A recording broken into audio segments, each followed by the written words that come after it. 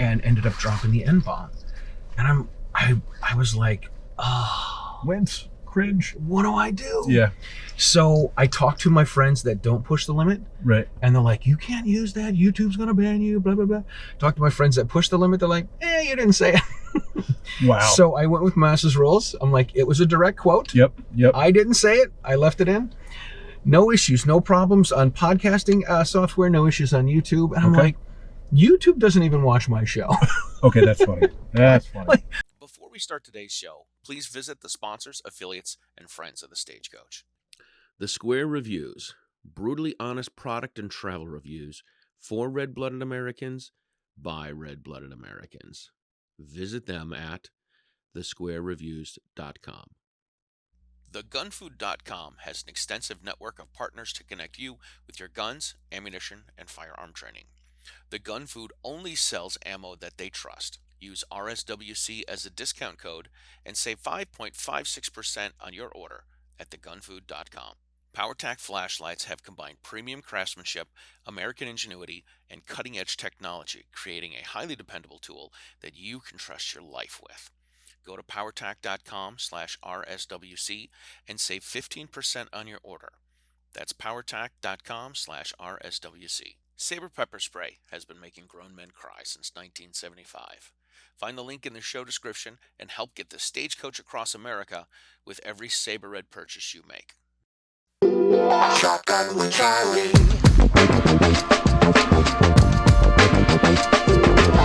Riding shotgun refers to the practice of sitting next to the driver in a moving vehicle. The term riding shotgun came around after the time of the Stagecoach, when somebody used to sit next to the driver holding a shotgun, in case they ran into bandits. My name is Charlie Cook, and I drive a lot. I like to talk to people while I'm driving, so I interview people in my car while I'm driving. Welcome to Riding Shotgun with Charlie.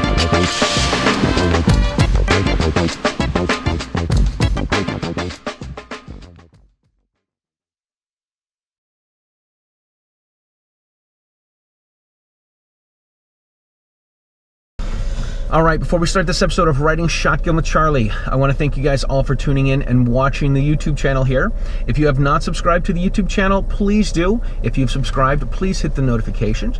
If you're listening to the show in podcast form, you can share it with your friends, leave a 5-star rating and all that sort of good stuff, because that's good for all the analytical stuff, which is greatly appreciated. If you watch the show and if you enjoy it, and if even if there's only one little thing that you might enjoy, please share it with your friends, because that is how we get the Stagecoach across America. All right, ladies and gentlemen, welcome to this episode of Riding Shotgun with Charlie. Today we are coming to you from Fairfax, Virginia at the NRA headquarters, and I have with me Mark Keefe, he's been in the gun business forever. Mark, thank you so much for being on the show.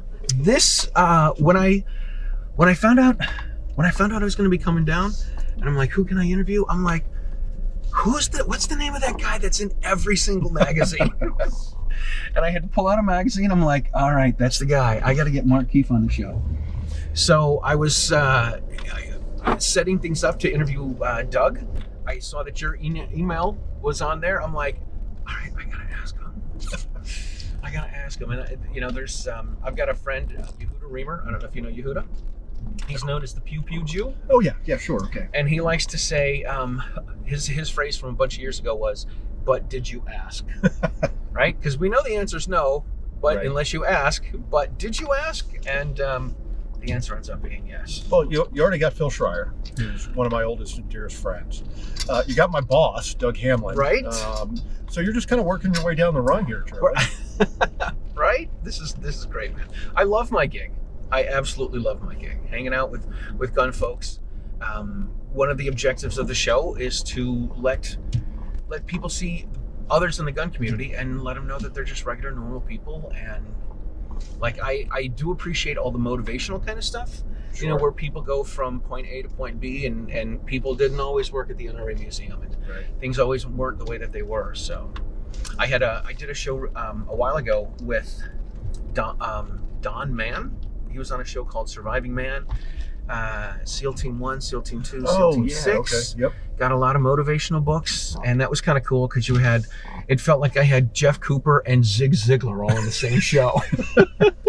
Yeah, I'm not sure how much motivation I do. I mostly, have written about guns, and You got to start somewhere. yeah. Right?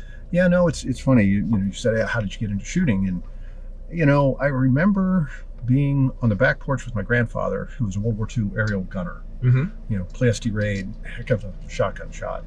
And so he liked beer a lot, which I guess is hereditary. And he would have Pabst Blue Ribbon that was too old. He couldn't drink it.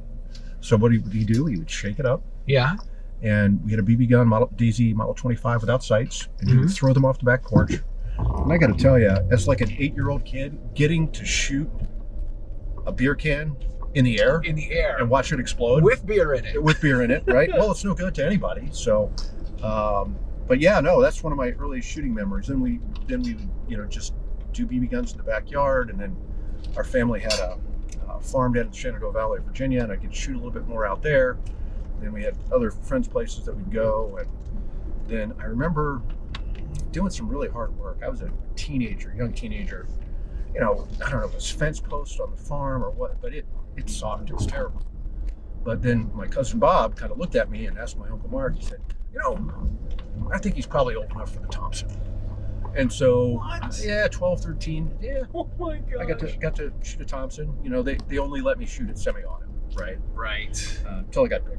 But Oh my God, that's great. then from there I went to Boy Scouts. It used to be rifle and shotgun shooting merit badge back in the day. Mm-hmm. And I had a deep love of history, so historical guns really appealed to me. And then ended up doing Civil War reenactments with, of all people, Phil Schreier. But then kind of the turning point is in 1988. I wanted to be a shooting sports director for a Boy Scout camp. Teach rifle shooting, shotgun shooting, and archery. So I had to become an NRA Certified Instructor, and spent a couple of summers doing that. Reconnected with Phil Schreier, who also worked at the same Goshen Scout Reservation, and then really the collecting took off. And had a bunch of guys that I shot with in college, and some of my fraternity brothers, some guys from College Republicans, and just other friends. And then Phil Schreier in 1989, we were working at a cigar store, nights and weekends, right? And I'd been trying to get posters, to scam posters from NRA. So, 22-year-old kid, what do you do? Oh, you make an appointment with the NRA Director of Safety and Education. That's what you do. Right. No, he was a Sigma Pi at Maryland like I was, but just 50 years apart. And, Right. but I went and got my posters, and I ran into his boss. Actually, I take that back. I met with the head of competitions and the head of safety and ed. And this guy, Jerry Kennedy, said, "Hey, do you know Phil Schreier?" I'm like, "Yeah, I'll see him tonight. Why?" Mm-hmm. And they had this job at the museum, which was weekends only. And so Phil became a curatorial assistant, and he ended up having me volunteer, because I was an NRA member before I was an instructor. I was an instructor before I was a volunteer, and a volunteer before I became an employee, because that terrible job that Phil had on weekends, about a year later, it became mine. That's incredible. And I told him when that job came in, he was really busy and he was doing reenactments, and we were going to gun shows, and I looked at him and said, "Phil, you got to take it. You don't know where it's going to lead." Right. And you got to grow up sometime. A year later, he tells me that the terrible job that he had is now open and I should take it. Right. And he said, "You never know where it's going to lead, and you have to grow up sometime." Yeah. And here I am 34 years later. Right. That's incredible. Yeah, so I got to spend about a year in the museum. Eventually got to the point where they let me work during the week and interact with people and stuff. No, I'm just kidding. I was doing tours and taking people down to I was a certified instructor, and we had this great air gun range down there. Mm-hmm. Lead, asbestos, everything a guy's looking for. No, it's great. Right? Yeah. And but then I started on the magazines in 91 as an assistant technical editor, and then associate technical editor, then 95 managing editor. Became editor in 2000. Ran American Rifleman for 21 years. Wow. Yeah, so I've been, with NRA for 34, but most of my time was on Rifleman. So that's cool. That's great. Yeah, every issue I'd see in the front. Yeah, so Joe Graham made me do that. Joe's passed now, but he was our executive director starting in 2000. And he's like, "Mark, you need an editor's column up front." I'm like, No, Joe, I don't. No. No, I don't. But I did it, and so he's trying to get the members to get to know the staff a little better, and it gave us another opportunity to talk about what's in the magazine or what's going on at NRA. Mm-hmm. So I wrote the Keefe report literally for 20-some years every month, and that's in addition to reviewing guns or writing on issue stuff. Right. Everything else you were doing. Yeah. Plus the TV show too. Plus the TV show. How do you? You're like there's so all of this leads to the new title that you have, right? Yeah, eventually. I don't want to skip to that, but that'll kind of lead to that. Sure. Because there's obviously a million things. Like I said, I see these NRA magazines all the time, and there's pictures of you and all sorts of big African game, and I'm like, God, that's got to be a cool gig. How do I get that gig? Yeah, so it's funny. The NRA staff for a lot of years, the inside staff guys didn't travel a lot. We'd use guys like Finn Agar or Charles Askins.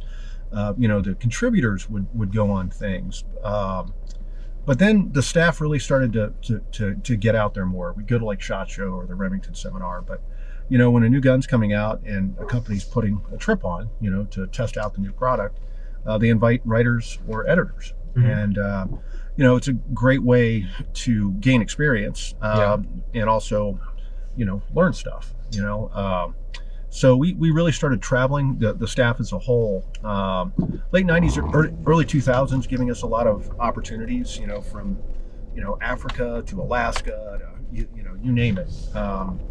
And so, I've been able to go to, Germany, Austria, Sweden, Argentina, 4 or 5 countries in Africa. And, it's one of those things that if you're going to write a gun up and you don't know how it's used, right? You're faking it. You're not authentic. You don't have the background and experience to say, okay, this is a great dangerous game rifle. Right. How do you know it's a great dangerous game rifle? You got to get out. Well, mostly if it doesn't punch you in the face, right? But, no, I'm kidding. But yeah, no, I mean, when you for me more recently, I've done a couple of these European driven hunts with Walther and Aimpoint, and you get these funky European rifles where you're like, why would you possibly have a cocking mechanism like that? Why would you design your stock like that? Yeah. How do you shoot this thing? And it's because there is designed for a game that's moving, and it's a completely different mindset. And so as your regular American hunter, you wait till the deer holds still. Right. You don't want to take it a step. But on these driven game hunts, nothing holds still except you. And if you hold still, you're going to miss. So it really combines good marksmanship with a rifle with a little bit of shooting sporting clays rabbits, right? Because you have to do that math in your head to make sure you put that bullet precisely where it needs to go. Right. It's got to be hard to shoot moving game, right? It just takes your brain to switch. So if you shoot a lot of clays, and you're also a rifleman, it'll prepare you because. When you think about shooting a shotgun, you're constantly moving. You have follow through. If you're on the track of the target, you slap the trigger. Well, you can't really slap a rifle trigger, right. But you can pull it quickly. And so it takes a little bit of training. And the Aimpoint guys, they have this great simulator where they start running all kinds of pigs and roe deer, and there's just stuff running around on the screen, and it's a live fire range. And but it's projected up, and that really helped me just switch my brain over. Yeah. So that's cool. Tell us about the TV show. Yeah. So Outdoor Channel was a relatively new thing. Back in late '80s, early '90s. Because I think when they came out, they just had an anniversary. But in about 2000, I went on a prairie dog hunt in Medicine Bow, Wyoming, with a guy named Jake Hartwick, was one of the guys. He was EVP of the Outdoor Channel, and he said, we really need an American Rifleman television show. I'm like, okay, Jake, well, good luck with that. And so next thing you know, there's Bart Atkin, and we just kind of thought through how to approach that. Then the following week, I get into my boss, Joe Graham's office, and there's a memorandum of understanding for a weekly television show produced by us with help from the Outdoor Channel. And so, Joe's like, here, I signed this, you go figure it out. And that's what I had to do, is figure out how to develop this television show. I was in stage crew in high school, right? I didn't have any experience in television or anything else. And so I made a plan. I got together with my staff, Brian Sheets, who's running American Rifleman today, and also Phil Schreier from the museum. He and I have been friends since '79. And I told him, Phil, I'm not doing this without you. Nice. And I haven't. We're still at it together. So we've been on the air longer than MASH, but not as long as The Simpsons. We're chasing, right. But, we just, we wanted to take people places they couldn't go, inside gun factories. Yeah. And so, we had a more complicated format, but we do a feature story now, and that can be about just about anything. We can go to the, NRA long range, high power nationals. We can go to Normandy, which we did. We did a multi-part series, on the, not just the American experience, but also the British and Canadian beaches in Normandy. We did a long series on the Americans in World War I. And one of the things that was incredible was we got to do the Alvin York Trail. So there was a guy, U.S., I think he was an Air Force officer, that liked metal detecting. And they couldn't figure out where Alvin York's Medal of Action honor actually occurred, right? And so he and his buddies started metal detecting, and that area the Meuse are gone, it's nasty in there. And but he knew where the road was, and he knew where the German positions were supposed to be. And it turns out that he started finding little piles of 30-06 brass. No other American artifacts, just 30-06 brass. Because if you're camped there, right, or you live there, there's going to be buckles and buttons and. But he just kept finding little piles of 30-06. And he was able to use those piles of spent brass to figure out how York actually worked his way through those German lines. And you go there today and you realize Alvin York was making 80-yard headshots standing. Oh my gosh. And, then there's a famous scene, it's in the Gary Cooper movie, it's in his book, where these Germans came up out of this trench at him and he pulled a .45 and he shot them back to front. So the ones in back are dying. The ones in front don't know this is happening. And he ends up pretty much shooting them all. Yeah. And so these guys, they found, and again, there's a great website on it, on the Alvin York Trail. They found this rhododendron bush that was nasty, and they found 23 pieces of 45 AC brass in that area. How long from, this happened in World War II. World War I. Yeah. World War I. Okay. 1918. How long till he was looking for this? I think it was in the early 2000s, and he just happened to be stationed over there, and like there's a hobby, it ended up becoming close to my heart, an Eagle Scout project or two to improve this trail. And when you think about this, Alvin York had to reload 3 times with a 1911. And right. So years later, I was at the NRA annual meeting in Nashville, and these 2 older guys came up, and it was I think it was Andrew Jackson York and George Washington York, 2 sons of Alvin York. Whoa. And they had some of his paperwork, including a book that's got the serial number of his 45 in it. Yeah. But they said, back to front. Yep, Daddy used to. And here you have guys like in their 80s or 90s talk about Daddy, right? Oh my God. But Daddy used to hunt ducks that way, and he used to hunt turkeys that way. You always shoot and the Germans. And apparently Germans, yeah, really good at that. Yeah. So. But wow. But we also had opportunity to talk about the guns, the 03 Springfield in 1917, but also the French Berthier rifle that was used by African American troops that were serving with the French, including a guy by the name of Freddie Stowers. Incredible Medal of Honor action. He got a Croix de Guerre at the time, but because of inherent racism, institutional racism, his action worthy of the Medal of Honor at the time. But eventually it was elevated. They kept looking at these things. And I was at the Pentagon just a couple of weeks ago, and I'm walking past this hallway, and there they have the Medal of Honor for Freddie Stowers. Wow. And I'd been at his grave 5 years ago, because he's still there in France. That's wild. So, but anyway, so I'm obviously kind of a history nerd, right? So I love historical firearms, especially historical military firearms, and we try and kind of blend the story of people who use these guns, to defend themselves or their country, and it's been quite a ride. That's cool. This isn't where we turn; it's the next one, right? You can keep going and then turn left. You can turn left anytime. Depends on how quick you want to get back to.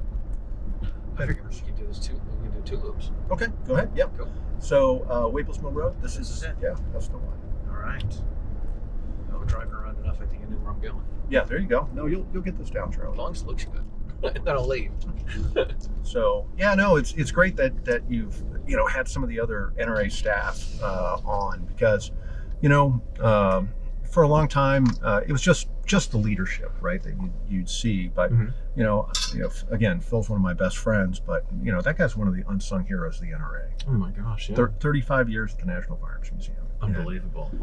And there's not a whole lot that he doesn't know. Yeah. And if he doesn't know it, Gary James probably does. So Gary James passed recently, didn't he? No, he didn't. That was oh God, I hope not. I mean, I could call him. No, I'm kidding. Right. No, it was Phil Spangenberger, another long time. Oh, okay. Guns and Ammo. Gotcha. He was the cowboy guy. He was, and he did a lot more than that. He didn't like doing stuff besides cowboy stuff, but yeah, it's kind of when you talk about editors of gun magazines, it's not a big population, Right. So in terms of print magazines, and we've seen some of the big hunting magazines all go digital and downsize, but our magazine, American Rifleman, it's the oldest firearms magazine there is, and the largest. Mm-hmm. It goes back to 1885, and then it changed names to it was the Rifle, then Shooting and Fishing, and then 1906 it's Arms of the Man.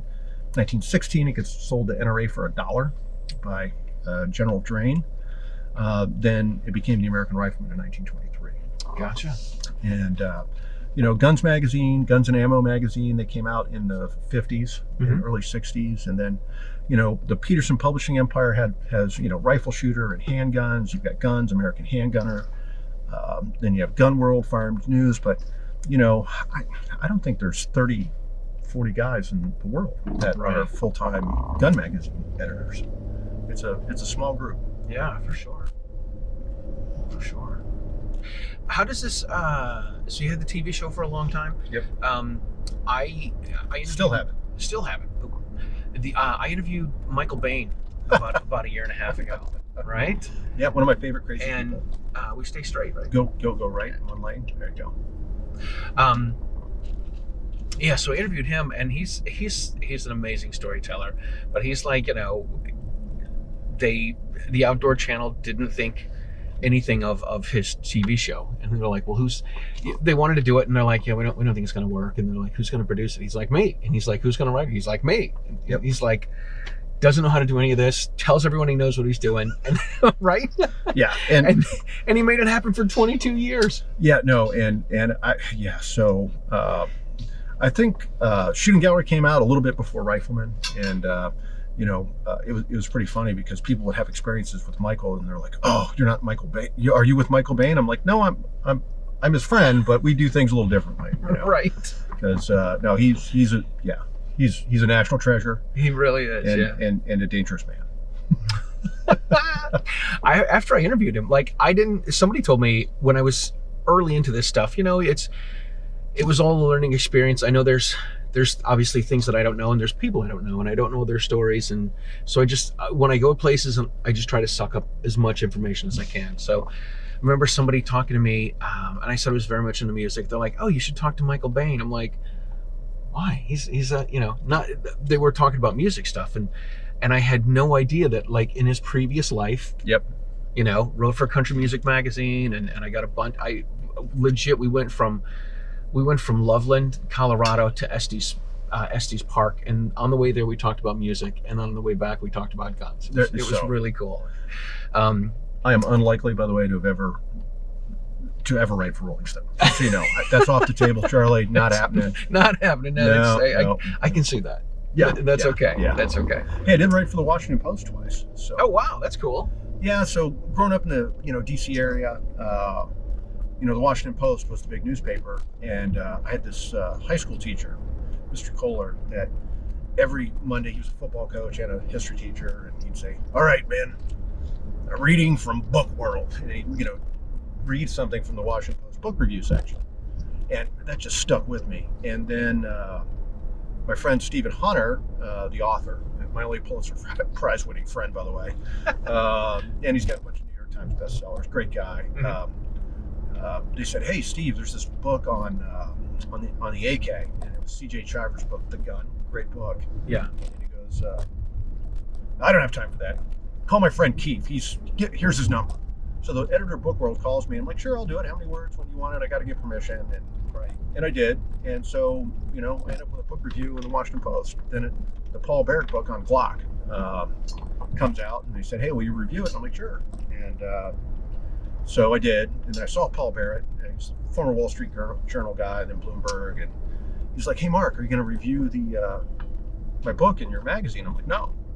But you wrote it up for the Washington Post. I'm like, yeah, but that's the Washington Post. In your book, you said things that were not true about my employer. I can't do that, Paul.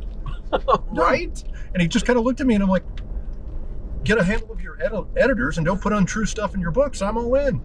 So That's awesome. no, a lot of the narrative of that book was really good, talking about the rise of Glock. But then, almost as an afterthought, there's, political stuff that didn't need to be in the book. Mm-hmm. And, did it hurt the book?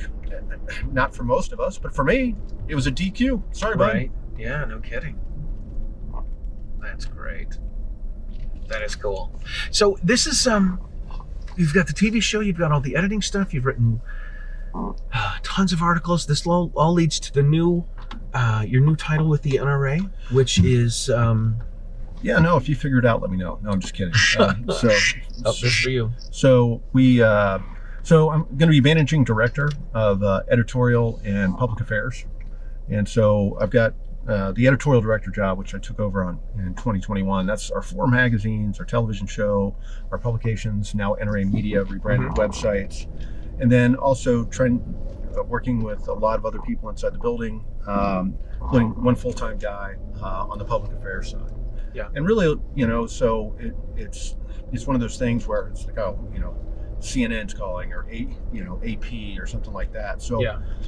I've been communicating 2 or 4 NRA members for my entire life. And but this whole dealing with mainstream reporters thing, I've really tried to stay away from those people. Right. But now I get to be a part of that.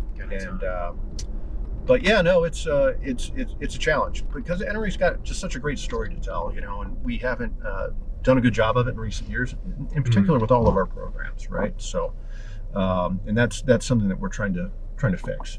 Because being an NRA member, it's more than just a sticker in a magazine. There's so many programs that we're involved in, things that we support, that we just don't get credit for, And so I'm trying to do something about that. It seems to me that either you're involved in things that people don't know about, or you get involved in things and people don't know about it. Yeah. And then they turn around and say, how come the NRA is leaving Massachusetts or leaving New Jersey, or what are they doing for this? What are they doing for that? And it seems like they certainly keep involved with a lot of the things. Yeah. So you being a Massachusetts guy, it's the misfortune of geography and demographics. I'm sorry. But yeah, no. In every state capital, we have full-time professional lobbyists, guys who put on a coat and a tie, and are professionals. Our lobbyists are really the best at what they do. Yeah. And in some states, it's really hard to turn back a horrible bill. In other states, it's very easy. Yeah. But they're there. They're on the ground. They're doing their job. And so, with what's going on in Massachusetts right now, there's going to be a series of lawsuits based upon really a horrific bill. And, NRA has done some incredible things. We got so of course there's the Heller decision, then the McDonald decision, which translated to the rest of the country that, look, you can't take away people's right to self-defense and keep and bear arms. Not okay. And then we had the Bruin decision with the U.S. Supreme Court. That was an NRA case. Yeah. The New York State Rifle and Pistol Association is an affiliate, but NRA funded that. NRA put the horsepower behind that, and it's probably the most important Second Amendment decision we're ever going to see. Oh, sure. Ever. And absolutely. But now we've got to go back to the courts and get these rogue politicians who don't understand the meaning of our Constitution to understand. And it's a terrible place to be, and it's expensive, but we're in it. I mean, we are in it. Yeah. Yeah, I interviewed Tom King. This is one of those things that happened to me, like, if I was a little bit smarter, I could plan things out well. So it was July.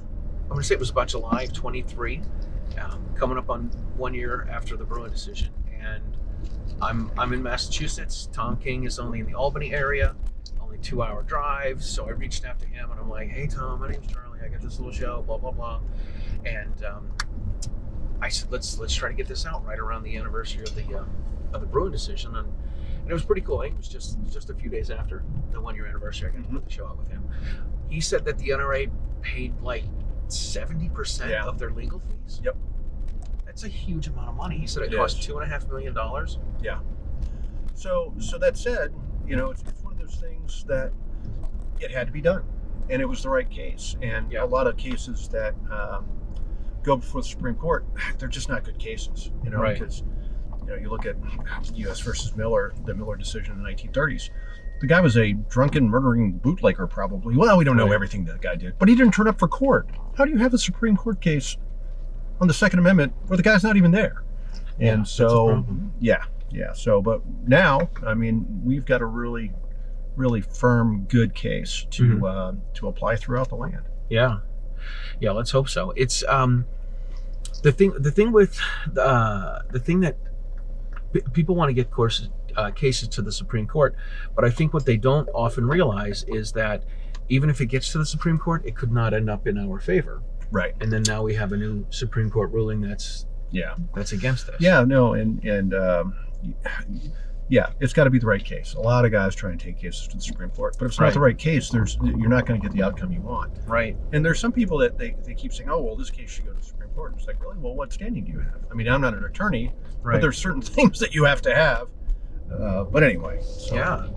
Yeah, it's got to be. I mean, this is what I've learning over the years is it's got to meet all the criteria. Yeah.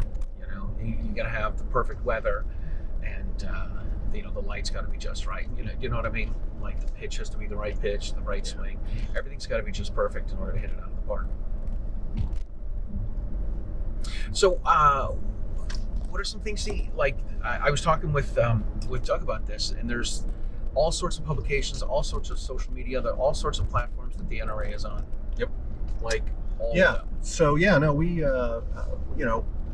our old name, it's changing to NRA Media as NRA Publications. We have 4 official journals: American Rifleman, American Hunter, obviously Gun Magazine, Hunting Magazine. We have America's First Freedom, which is a political magazine. Yep. Frank Miniter does a great job on that. He's the best guy in the world to do that. Then we have Shooting Illustrated, which is they say it's younger, hipper. It's a little more training and tactical based. Then we have a competitive shooting digital magazine and website, Shooting Sports USA. Then we have NRA Family with introductory information, and then we have NRA Women, which is dedicated to just information for women, whether it's basic, whether it's specific. And Ann Smith on that property does a wonderful job. She's a veteran editor with us, and she actually worked for American Handgunner Guns back in the day, and then came to us and has been with us for quite a while. So we've got a really experienced, talented staff working on those, but it's not, that's been the main job. Then, we launched websites, then, made the jump to social media. So, we've got now, because of my new role, we've got NRA ILA putting out material, the regular NRA putting out material, but all of our individual publications brands, they're on Facebook, they're on Twitter, they're on Instagram. Right. There's some TikTok happening, So this is what I find hard as an old guy trying to get into the new social media. Yeah. A couple of years ago, after TikTok came out, I thought I would try my hand at the TikTok. And I remember my daughter said to me, she's like, "Dad, don't download TikTok. It's going to ruin your life." And I'm like, "No, it'll be fine, sweetheart." The next thing I know, for 20 minutes, I'm looking at 19-second videos before I go to bed, swiping up the whole time. Yeah, no, it's funny because when you look at being a magazine editor, you're kind of long format. You're writing a 2,000, 2,500 word story. You're doing an 11-minute TV segment. Yeah. And what's sad is nobody has more than 30 seconds for you anymore, right? So you've got to be able to condense whatever message you need down into something concise, and we're doing that. But I'm one of those guys that I click on like CS Arms or something. I'm like, oh, this one's only an hour and 20 minutes. I'm going to sit down and watch this. But yeah, no, it's funny how people consume information differently. And we've got older members. All they want is that print magazine. We've got younger members that if I don't have them in 20 seconds, I'm not going to get them. So it's trying to play to such a diverse A diverse crowd, yeah. Yeah. So NRA members aren't monolithic, right? You know, we've got 3.5, 4 million of them. They probably can't agree on what color the sky is, but they do agree on the Second Amendment and NRA's core mission. For sure, man. For sure. I dig it. Dig it. Do you have a hard time? How much do you adapt to the new stuff? Like, I don't take this the wrong way. No, I don't really see you making, TikTok dance videos. No. And spending time on Instagram. So yeah, that would be awkward for everybody, mostly me. Right. No, but so we're not doing that, right? We do gun content. We do freedom content. Frank Miniter does these interviews for America's First Freedom.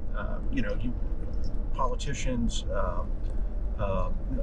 people who know the Second Amendment in deep, and just cultural icons, and but most of this, so thankfully I've got other people that can go out and do. Well, I don't really want to have anybody dancing, right? That's it's right. It could be unsafe. Yeah, no, but in terms of gun content, in terms of telling people about, how something operates or how it works, or what our impressions are, that's kind of where we're at. Yeah, and I can't foresee like Ed Friedman doing a dance video. He would if I asked him, but right. I'm not going to put that guy in that spot. So, well, I think what I have a hard time with is trying to figure out, not necessarily trying to figure out how things work, but trying to how to make things work. Like I see all these videos where they play music and then the video changes when the music. And I'm like, do they have some sort of software that does all that? I'll get you in touch with my guy, Jake Stokey. He's been the main producer, director, and cameraman for Rifleman TV since about 2007. And there's some stuff he uses. But he builds broadcast quality television shows, but also he's an employee, so he's building short web series like Gun of the Week for American Rifleman and Sunday Gun Day for American Hunter, and then I Carry, the Shooting Illustrated show with our web series with Jay Grazio. So, and then we'll do a lot of new product videos. When the new guns come out, we used to go to Media Day at the range. It's safer than it used to be, right? But you've got so we started off, we were kind of pioneers in bringing video into that. And but you end up standing in the middle of a desert in Nevada, and it's probably cold and it's really windy, and it's like, hi, I'm Mark Keefe here at Media Day, and eventually you end up with 50 guys doing that. Right. And at what point do you have to pick which terrible video you want to watch? Oh my gosh. And so now when we do new guns for a specific year, we'll try and get those guns in, because the manufacturers, we have a very trusted relationship with them. If they've got a gun coming in January and they send it to us in November, we can make that cycle, because it takes a long time to print 1 million magazines. Sure. And but we'll get them in and we'll do the video where we can control the light, control the sound. Sometimes we'll have summits, or these guys will come in and we'll do those videos, and that way when it's ready to launch, it's not just the manufacturer's website, it's our curated version of what this gun is, and what we thought. Gotcha. I gotta tell you, the first time I went to range day for SHOT Show, everyone's like, bring a hat, bring a glove, bring a fleece. I'm like, what are you talking about? They're like, bring a whatever, a tarp or something, right? Something to cover yourself. I'm like, space blanket, right? Like, we're in the desert. What are you talking about? I get out there, it's cold, it's windy, it's rainy. Oh yeah. This is ridiculous. Everybody, the first time I was at range day was a couple years ago. I was in 23. I was there with one of my buddies. His name is John Petrolino. Shout out, we call him the Pen Patriot, right? And he writes for a bunch of websites. So we're there, and the weather is just miserable, and all of our friends are leaving. And I'm like, dude, let's just go back and warm up. He's like, let's stick it out. So we stuck it out. Everybody left. The sun came out, and like we just went.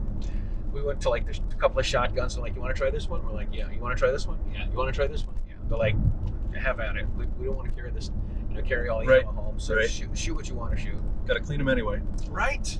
So that was really cool. But yeah, it was shocking to be in the desert and have it be cold and rainy. So it wasn't always in the desert. They would bounce shot back and forth between Orlando. Well, back in the day, they even went to New Orleans, which was a great place to get shanked at the time. But then they would do Orlando, then Vegas, Orlando, Vegas. And there was one, I'm not going to give up the manufacturer, but a famous gun writer goes up, and there's all these guns and all these mags, and there's a plate rack, and you can reset it yourself. You know, it was like kid in a candy store, right? I mean, Yeah. So he just starts picking guns up, and he's shooting, and he's clearing racks, and he's firing, and he gets a misfire and a jam, and then he clears it, and he fires, and then you know, he misses some plates, and the gun's acting funny, and yeah, he just run 15 rounds of 12 rounds of 15 rounds of 9mm through a 40. He picked up the wrong mag. Oh, Yeah, yeah, so that's not good. oh well, the gun held, right? Right, So- there's the good review. So and that guy's still alive and working today, right? Got all of his digits. Yeah, no, but there's some funky looking brass, and the base plate didn't look so good. Yikes. Yeah. No, it's funny. You test guns, and AMT Automag 5 sticks out in my memory. I don't know if you know those guns, but you know, there's a California Irwindale company called AMT, and they did a 50 Action Express Automag 5, and my boss at the time told me to go chronograph it. So I've shot chronographs before, thank God not with that, but this thing, I think it was like a 5 or 6 round magazine, and I put a new magazine in it, and I'm off the bench, and it's a beast. 58, right? Right. Shoots through cars. Yeah, well, not really, but anyway. But I touched it off, fired, and then the gun had what I like to describe as sear issues, meaning a lack of sear engagement after the first round. Okay. And so I'm holding on to this thing, and it just goes, and dumps everything else in the magazine. First round hit exactly where it's supposed to be. Yeah. All the other rounds missed the chronograph screen, remarkably. Wow. But I ended up with one in the top of the trap, and then I ended up with one bouncing around the concrete ceiling. But even worse, all the gas came out of the ejection port straight up. The diffuser for the fluorescent bulbs, the tile, all of that gas just boom. No round up there. Yeah. But I'm sitting there just in shock, right? Mm-hmm. And so I've got like glass from the light bulb and tile dust in my hair. Yeah. And this thing is locked back, and I just walk into my then boss's office, and I just set it on the desk shaking. And I'm like, I am never shooting this again. Oh my God. And so that, you know, I've broken a lot of guns. I've sent, you know, disassembled gun parts downrange, or breaking firing pin, all kinds of That's stuff. crazy. Yeah, no, it's kind of fun, you know. I had a friend. I think it was. I don't think it was an AMT. I think it was a Davis 380. Oh yeah, look for the pirate. Dude. No, that's Jennings. I'm sorry. Same family. Yeah. So this is a gun he had for forever, and he was running for office, and so he wanted to start carrying when he was out knocking on doors and stuff. So I'm sure that would be my first choice. This is what he had. Okay. Right? Okay. So he's like, "Hey, you're a gun guy. What do you know about this?" I know nothing. I Google it real quick, and the first thing I find is an article that says, "I paid $50 for this gun, and it was way too much." Yeah. Well, you know, so that's the problem with guns. I mean, those guns, you know, straight blowback operated. They use a lot of Zamac. It's got a lot of weight. But if that's all you can afford to defend yourself, Yeah. I'm not going to judge you, right? Right. The funny thing about guns today is they've gotten incredibly more affordable and better. Oh yeah. You know. Absolutely. I ended up buying him an M&P Shield, Okay. and I'm like, here you go. This will be much better. Yeah. And no, I've had, you know, one of the funniest things. I'm sitting there, I'm shooting groups, right, and then pull the trigger around down to range. I'm looking at the group, and then the slide just literally cracked in half and dropped down on the table, and I'm like, okay, we're done here. You know, call the manufacturer up. I'm like, so have you ever had any slide separations? It's like, oh, you mean around the ejection port? No, I'm like straight down the middle.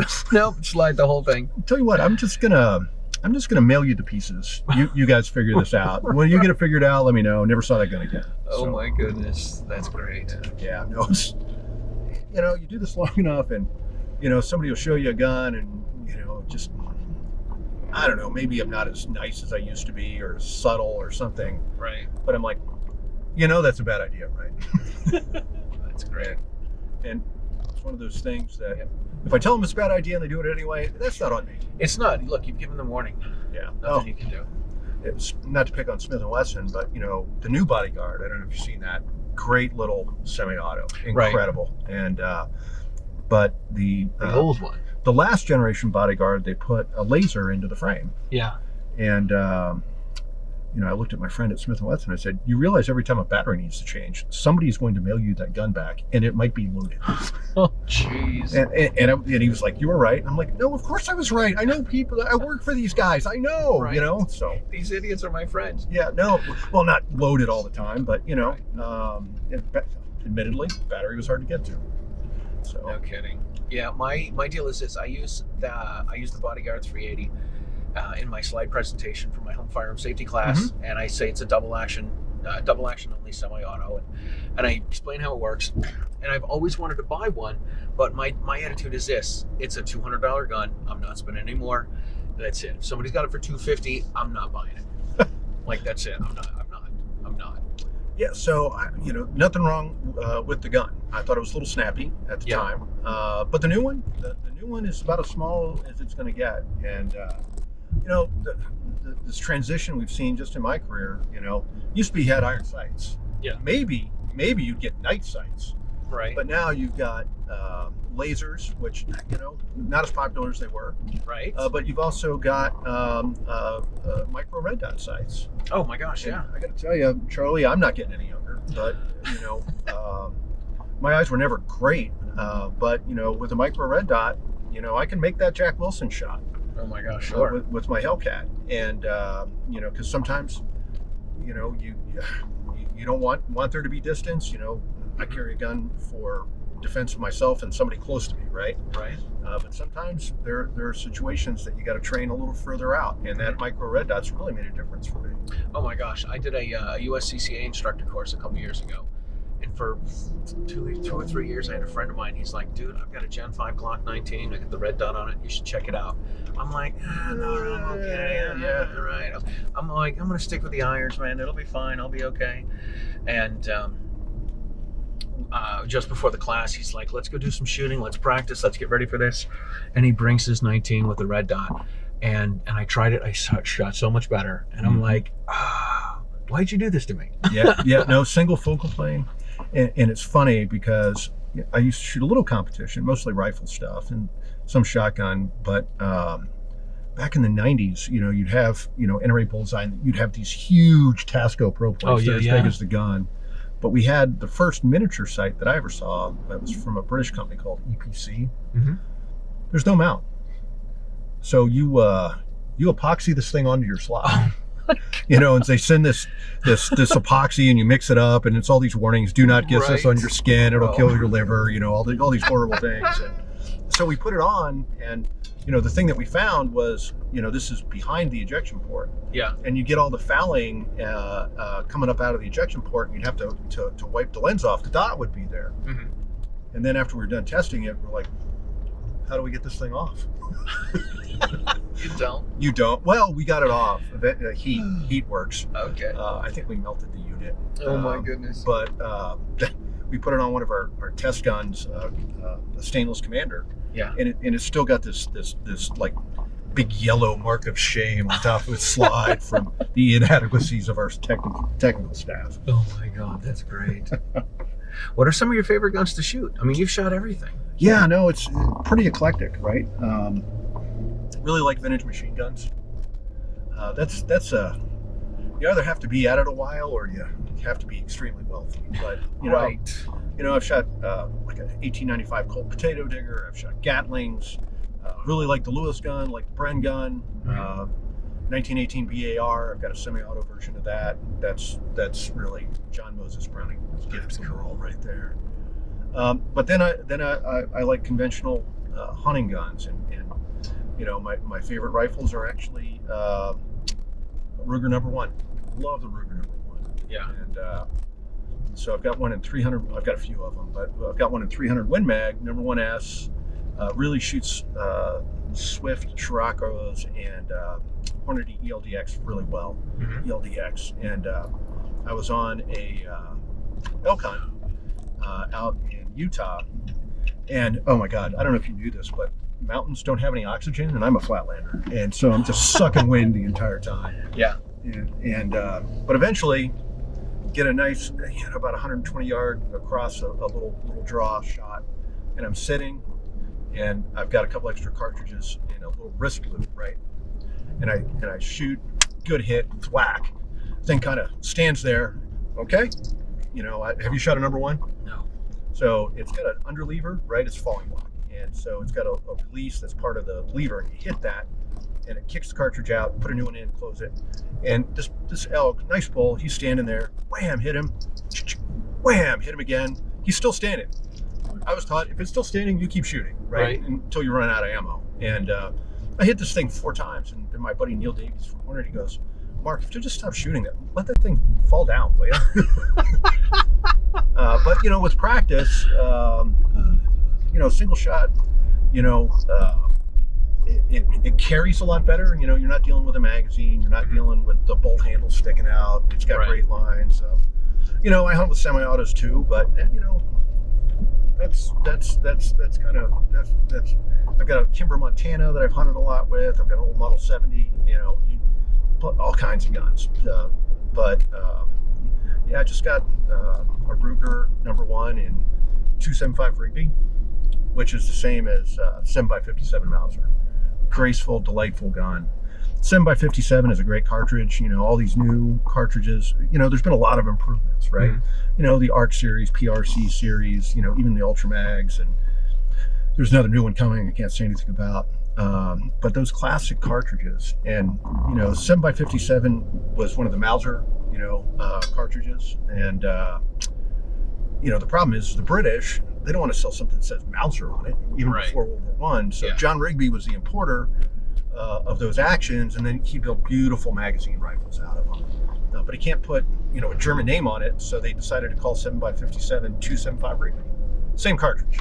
Oh, just one sounds cooler. Right. A little more British. A little more. That's awesome. Yeah. So. All right, listen, we need to wrap things up. Sure. What are some things that are coming up, and how can people find you and everything that you're doing? Yeah, no, so it's pretty easy. You know, if you go to the main NRA website, NRA.org, you'll see a lot of the new stuff I'm doing in terms of trying to get NRA's message out.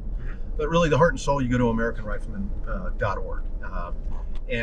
Or on YouTube, we have a site called NRA Pubs. We have literally thousands and thousands of videos on there from all of our titles, not just Rifleman. Yeah. And so, you know, we're pretty easy to find. NRA.org, pretty easy to remember, and you can navigate to wherever you want to go from there. Very cool. Very cool. All right, well, we're going to put some links in below. Anything else? Last chance? Yeah, no, real quick. We just did a specialty digital book called What NRA Does for Women. And it was done all by lady staff editors, female staff editors. It's kind of just sums up, you know, what NRA does for women, all the various programs we have. And it's free, and you can get to it from NRAwomen.com. Very cool. Awesome. Mark, this has been great, man. Thank you Thanks, so much Charlie. for being on the show. This is a pleasure. Let me button things up here. Yeah, thanks to Mark Keefe for being on the show. This was great. I love getting people's stories and just letting them. I think I like the shows the most where I don't do any talking. Right? Those are the best ones for me. Sorry, Charlie. No, I'm totally cool with it. Right? Because I'm like, all right, I'm listening to their stories. I enjoy the stories, and then I'm like, oh, I gotta ask them a question. I gotta come up with something. I gotta maintain my right. Just pull the string. That's all you get. That's it. Push the button, let it go. Anyway, I thank you so much for being on. If you are not a member of the NRA, you need to join at NRA.org. If you're not a member of the Second Amendment Foundation, you can join them at SAF.org. There's going to be a link below in the show notes. If you are a what is the thing I applied? Oh, if you're not a member of the NRA, not a member of SAF, you can find all of your favorite pro-freedom podcasts at sdrn.us. That's the Self-Defense Radio Network. If you've made it this far, you need to share the show with your friends, because that is how we get the Stagecoach across America. We will see you guys next time.